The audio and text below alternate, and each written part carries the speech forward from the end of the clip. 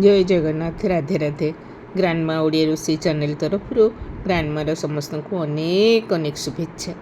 आज देख ग्रांडमा एटा केते सुंदर बनई एटा की साग कहला पिले एटा हूँ माखन साग। माखन साग जानिच तो माखन माने कखारु साग। मु भी प्रथम माखन कौन जानी नथली। मुझे प्रथम नुआ बाहा कि संबलपुर गली संबलपुर मोर बाहा शाशुघर सेतबेले कखारु को माखन कहते मुझे बुझीपार नी। संबलपुरी भाषा तो पूरा अलग। आ धीरे धीरे तापर मु सब जाना चाहिए। साग तो सेठी विभिन्न प्रकार मिले। संबलपुर एते साग मिले आमर किंतु ये बेंगलोर रे साग माखन साग बिल्कुल मिले नी। मते किंतु कखारु सागटा बहुत भल लगे। यहाँ मु ओडिशारू आनी आईटा देख केमती मु बनाऊँच तुम संगे गप कले तो टाइम पूरा चलीज। तबे देख कखारु साग को पूरा भल कि सब पत्र गुड़ाक काढ़ी बाछीदेली धुआ धुई करी भल कि 4-5 थर धोईकी चुन चुनिकी काटिदेली। एपटे कुकर रे सोरिष तेल देइछि।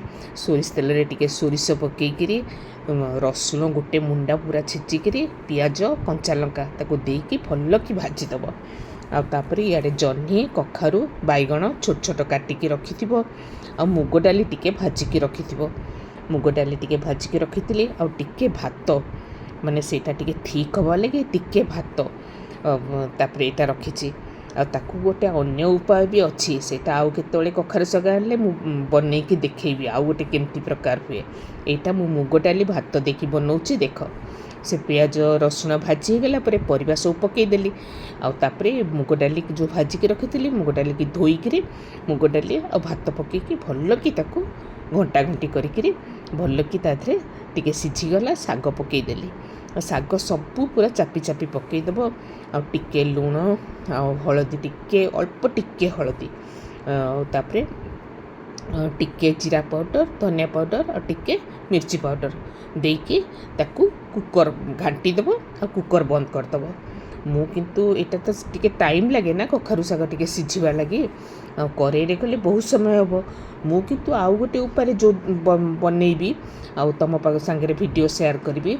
जदि कखारु साग मिलला बेंगलोर तो मिलवा मुस्किल पुणी मुझे ओडिशा जीवी नहीं कि आसबि सेतबेले सेटा देखैबी सेटा मु करेई बनईबी। करेई केमती बनाऊँच सेटा मु करिकी देखैबी कौन ताधरे पकईछि। आईटा तापर देख आपको प्रेशर बंद करदेव। आ बंद करके 2-3टा सीटी लगेदेव। 2-3टा सीटी लगिला परे टिके पानी देकर सीटी 2-3टा लगेदेव।